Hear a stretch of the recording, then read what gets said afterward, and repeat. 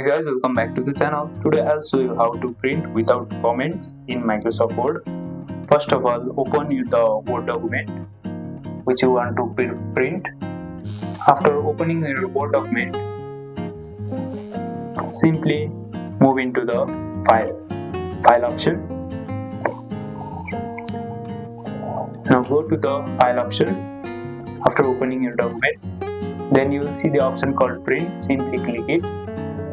Then it will prepare the layout as you can see. Under the setting, click the drop down menu that says print all pages. As you can see, here is the option called to print all the pages. You can check more setting, you can see the A4 size, or you can print at any. Then if print markup is checked, click it to uncheck. As you can see, there are total 27 of paper.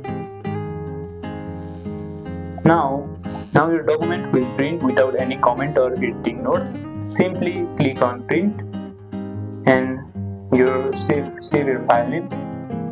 And there you go. Like and subscribe if you found this helpful. If you want more videos, I'll see you in the next one.